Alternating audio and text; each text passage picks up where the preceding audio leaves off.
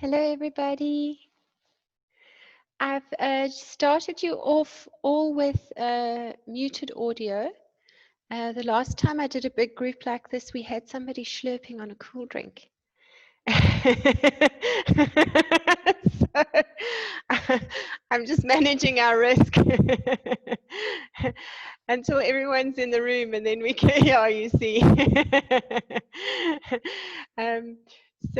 Just until everybody is in the room, I'm starting with the audio off, just so that we don't have anybody slurping away in the background until everybody's joined us. Oh, it looks like we're going to have a big group tonight. This is awesome. Yay. Very, very excited. I'm so pleased. Thank you so much for joining me. And we've got some more coming in. This is beautiful.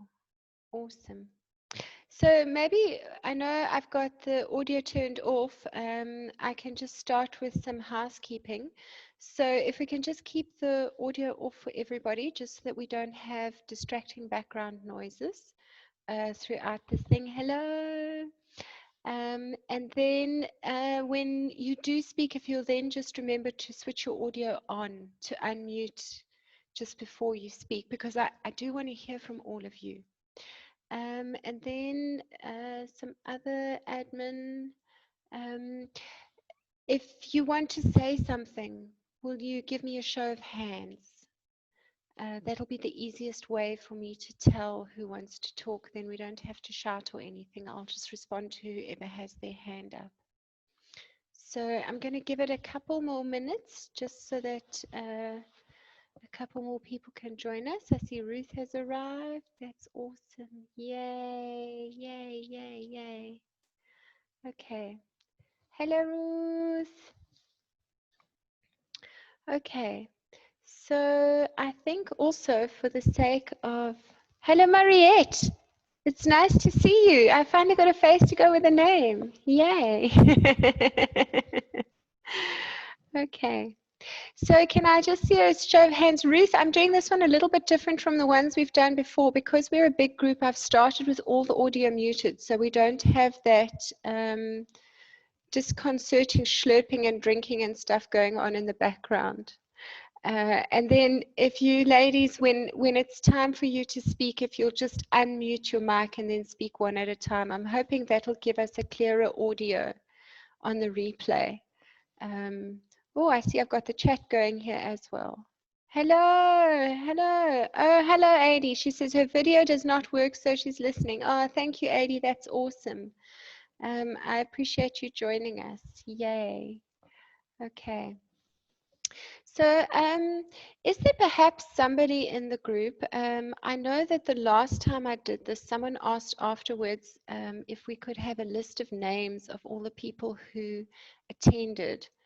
And I'm not able, while I'm talking and coordinating who's speaking next, to actually make a list of names. Is there perhaps one of you in the group who might have capacity to actually just quickly write down for us all of the people who are in the group? You can do that for us, Linda. Awesome. I appreciate that. Linda Bayer. Thank you so much for volunteering. I was going to make a suggestion, actually, if you have everybody sign in on the chat portion, Yes. if you're recording it, then just if you'll get that on the recording, and everybody's name will be on the chat thing. If you have everybody just sign in real quick on the chat thing. Okay. Oh, that's awesome. Okay, so if all of you can sign in on the chat thing, then your names will be automatically captured. Thank you for teaching me more about Zoom. I'm still quite new at it. Oh, hello, hello, hello, hello. Oh, yeah, it's so lovely having such a big group here. Okay, that's awesome. So I'm going to start. We might have a few more people joining us, but I'm going to start anyway because I'd like to fill the video with as much value as possible for everybody watching. Could I see a show of hands, please? Do any of you have specific questions about dyeing fabrics this evening? No specific questions? Oh. Linda's got some questions. Okay, so maybe Linda, if you will unmute yourself and tell us what your question is.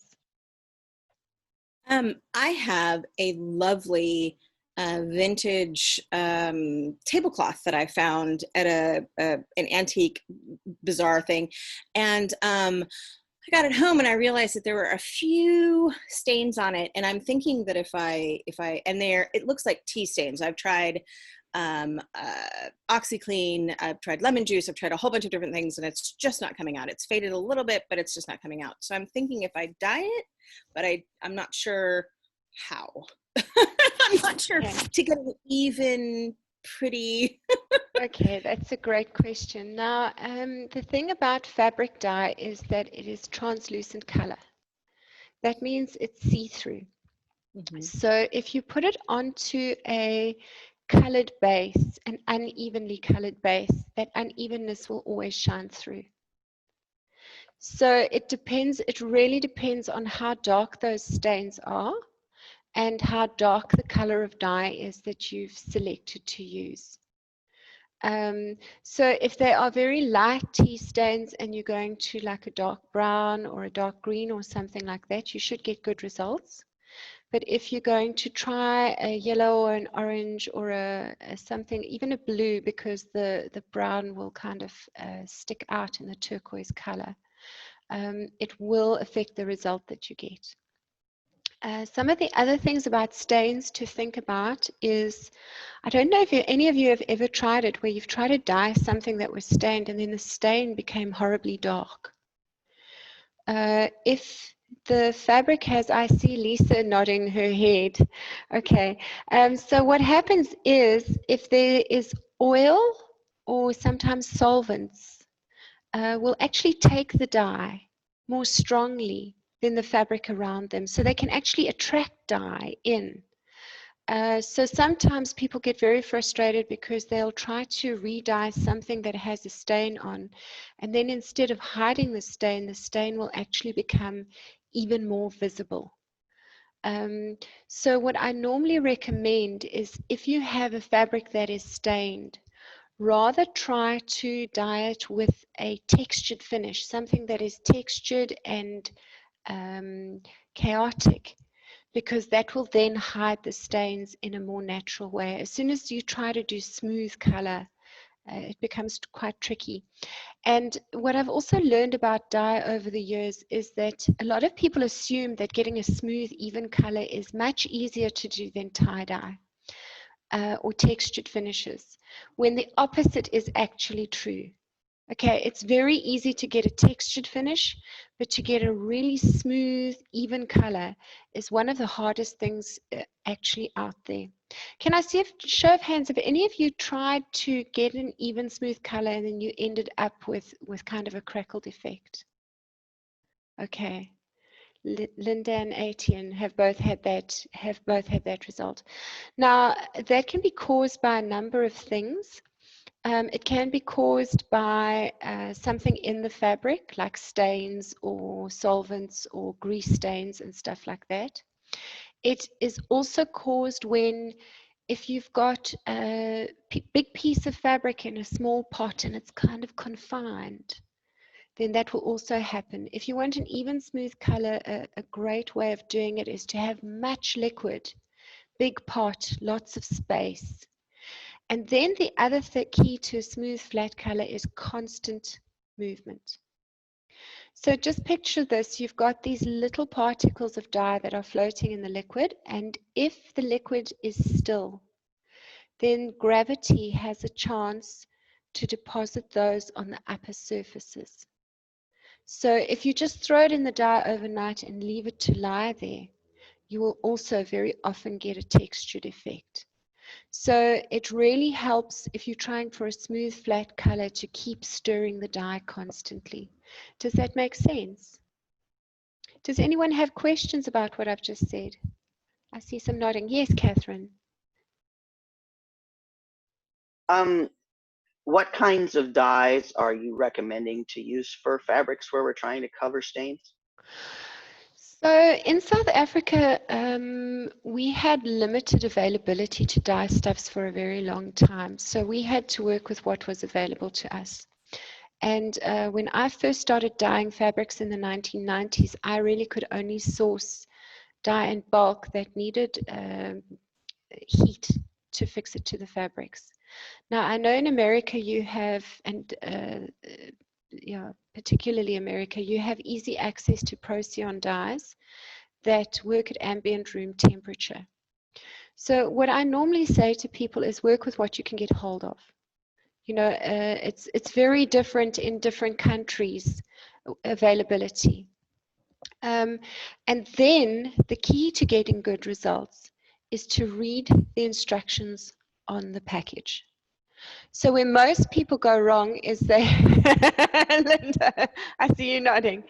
Where most people go wrong is they will go on the internet and they'll go onto one of these groups where people are talking about dye, and they'll get instructions from there. And sometimes too much information can be a bad thing, because now you don't know what to do. A lot of people also will try, they've gathered all this information from the internet, and now they want to come up with like the Uber technique that covers all the bases, and they want to try and mash all the information together in one method. And very often they have snippets of information from different places that don't align. So for example, a lot of people will think that vinegar is essential to dyeing all fabrics, because they've read somewhere on the internet that you need vinegar as a mordant. Now, the reality is that protein fibers want acidic mordants to fix them to the cloth. So that's anything from an animal, that's wool and mohair and things like that. If you are dyeing fabrics that are plant-based, so that would be cotton and linen and those kinds of fabrics, you actually want an alkaloid mordant. And that is things like soda ash and caustic soda. And it can be very dangerous, in fact, to mix your caustic soda with your vinegar or lemon juice.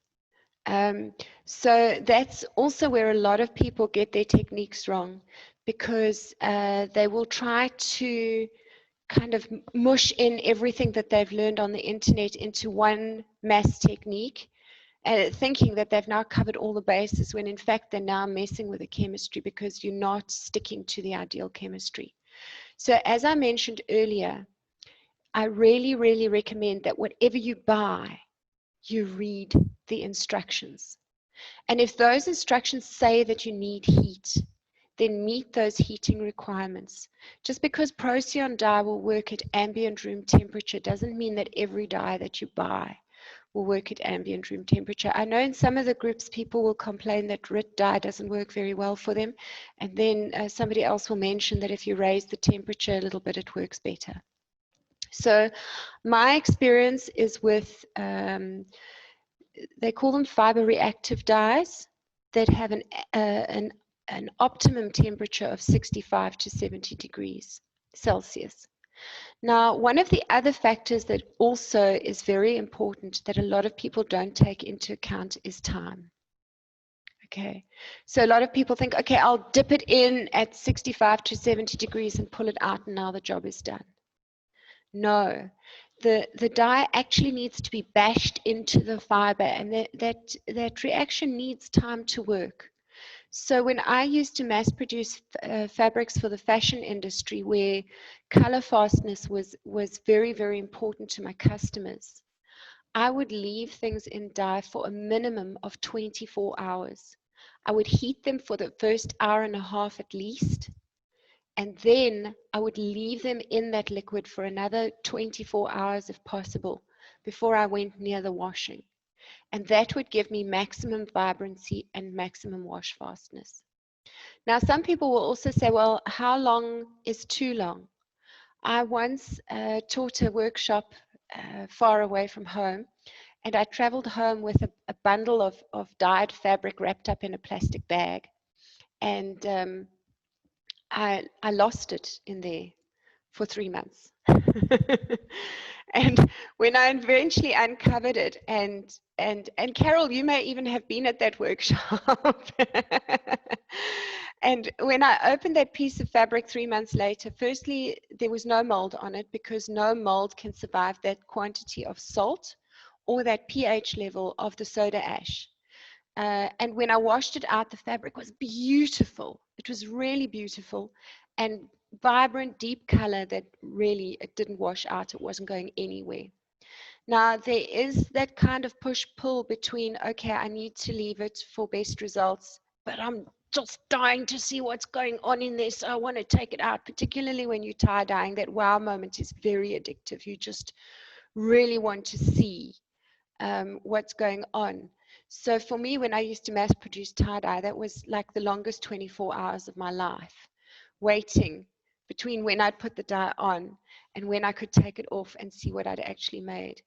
And every time I had compromised on that timing, I was very, very sorry, because the results are just not quite as good.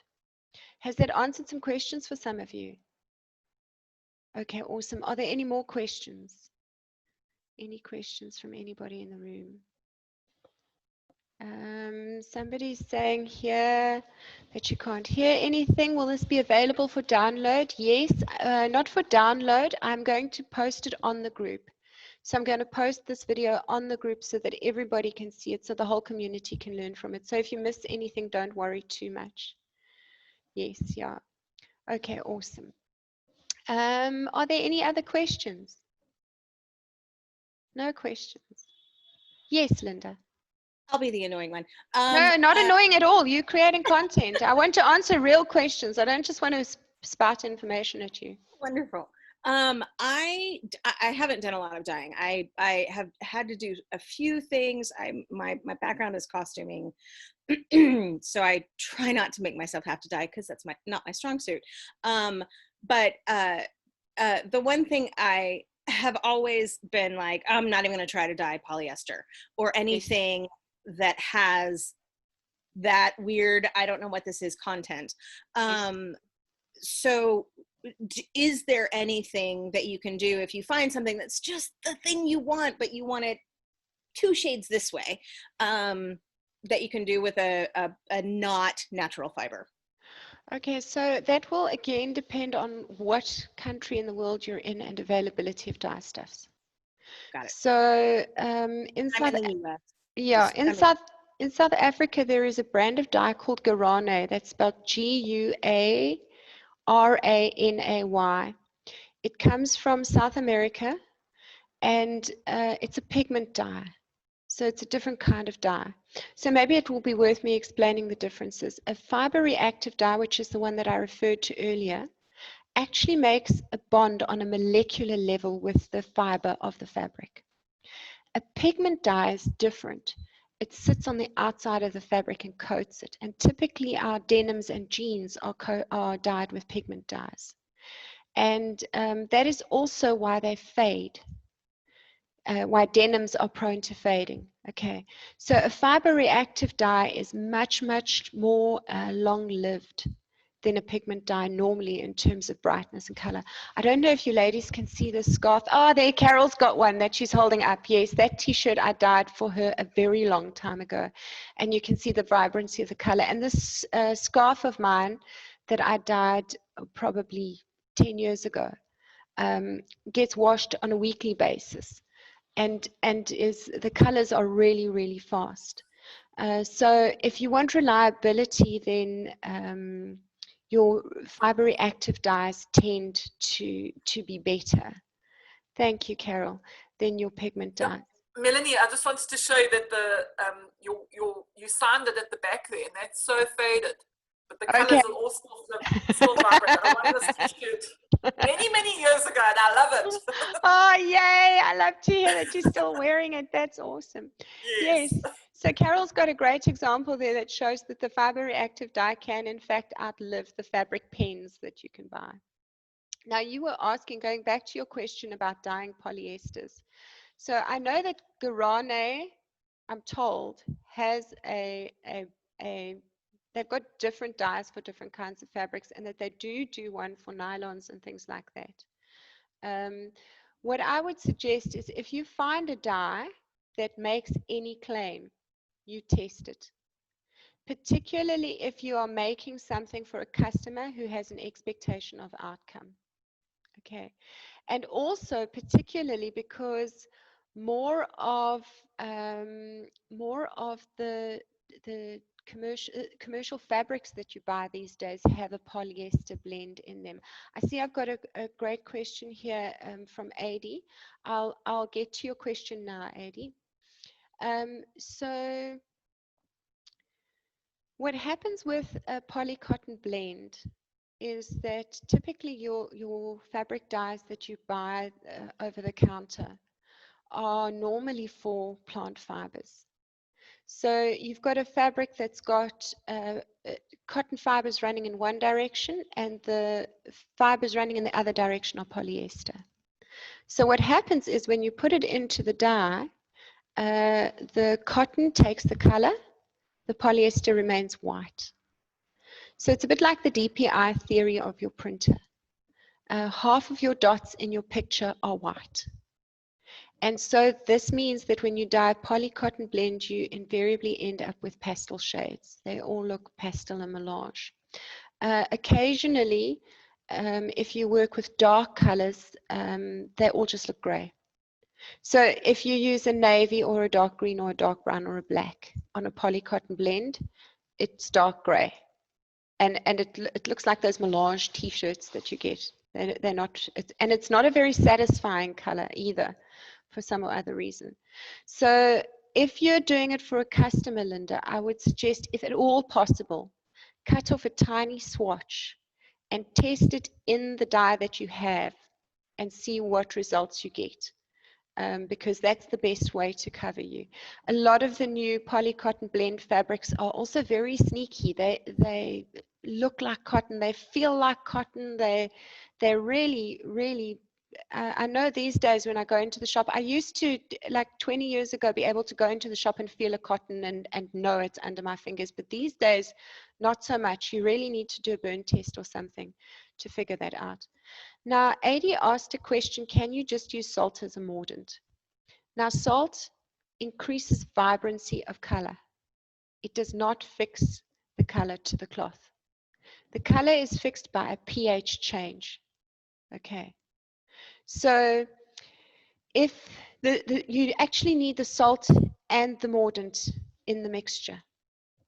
If you leave the salt out, you will get a more pastel shade, but it will be color fast.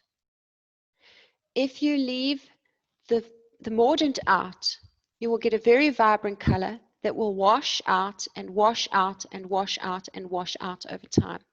In fact, I remember in the 90s, I used to mix my colors in these pumps that you use to put to spray your garden with insecticides and stuff. So I used to mix a big pump full of one single color. So I had 6 pumps that I was running with 6 colors at a time, and then I'd spray away onto, because I was making about 100 garments a week at that stage.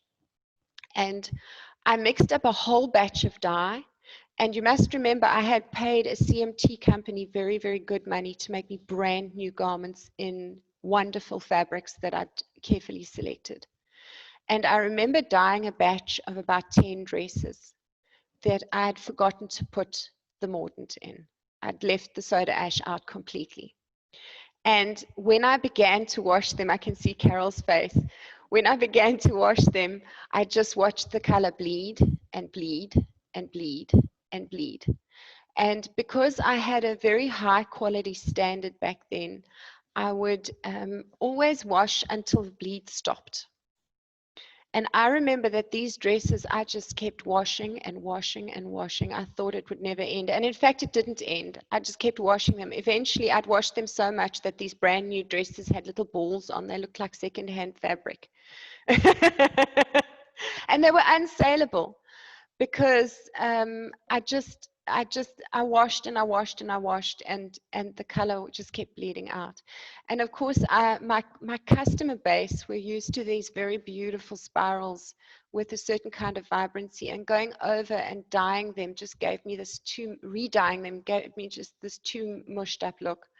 So what I eventually did was, hello Nicole, was take those dresses and sell them in my bargain bin at a reduced cost, and a couple of people did buy them. I just did warn them that the color would eventually fade out to almost nothing. So I hope that has been useful. Did that answer some of your questions? Was that helpful, Linda? Okay. Okay, are there any more questions in the group? Okay, so Carol has asked, could you not put the mordant in afterwards, after it's been in the dye for a while? It's not an ideal way of doing it, Carol. So all of your requirements for bright color need to be in place simultaneously. Okay. And I think also some of the confusion around dye comes in because you've also got screen printing inks, which you can, and fabric paints, which you paint on, and then when they dry, you heat set them afterwards. So a lot of people assume that with dyeing, you can also do that. You can like swap stuff around. But this is chemistry. This is pure chemistry. And the requirements for best results mean that those requirements all need to be there simultaneously. So the dyes that I worked with, because they needed heat, the requirements for best results were, number one, I had to get the chemical to the right heat, and I had to hold it at that heat for a period of time. And then also my salt and my soda ash had to be in the mixture at the same time at optimum levels. So adding things after the fact doesn't have a great effect. I know a lot of people say that if you've bought a fabric that bleeds, if you wash it in salt, it will help. In my personal experience, I haven't found that to be true. And in fact, I think most stores that tell you that only say that because they want to give you an answer that will make them and you feel better. Because I'm pretty certain if any of you have tried it, you'll find that even though you're adding the salt, there's still a bleed in the water. I see Lisa nodding her head. Okay. So the salt doesn't do a lot after the fact. It needs to be in process. Everything needs to be in process and simultaneous. Okay. And if a fabric bleeds, there are a couple of reasons for it. Well, three reasons really. One is the dye was not heated sufficiently in process, which then means that the dye will wash out afterwards because your chemistry was not at optimum levels.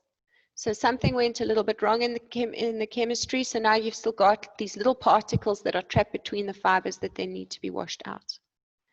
Secondly, you left out the soda ash, the mordant. I've explained that one quite clearly.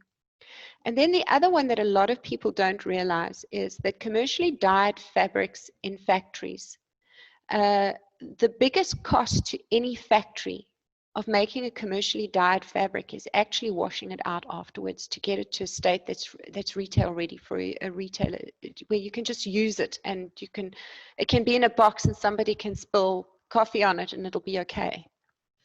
So what they do is, because there's this massive energy and water requirement at the tail end of the dye process, what some factories will do is they will wash the fabric to a certain point and then they pass the problem on to the customer. Okay. Knowing that you're going to put it into the wash and then you can wash out that last bit of excess dye at your cost and with your water. Does that make sense? Okay. Here, when knitting with cotton yarns, I found that soaking them in salt water after knitting does help to keep the dye from fading when washed. Awesome. I have not dyed a lot of yarn. So if that's been your experience, Catherine, that's awesome. And it will vary. So it can vary. For example, if the dye that's still trapped in the fiber has not all been used up. So what happens is you've got a dye particle and you've got a mordant particle, and they form a bond. Now that bond will happen in the mixture at the same rate as it does on the fabric. So over a period of time, more and more of the mixture is bonded material, and less of it is these free-floating parts. So if you've got a fabric that was not dyed efficiently, and you've still got some of these free-floating parts floating around, then adding salt might work. It can work. the challenge is that you don't know to what extent, because there's no way to know with a naked eye what process, how far that dye was used up in the process. Does that make sense? Okay, now I see that I'm on the Zoom free package, so Zoom has already given me the heads up that it might cut us off shortly. So are there any final questions for me before we get cut off? None. Would you like to have another, do I do any natural dyeing? Okay, so that's from Joyce Brown. So Joyce, no, I don't do any natural dyeing. And my reason for that is because when I was manufacturing for the fashion industry, they had a very, very kind of narrow requirement for color matching and wash fastness.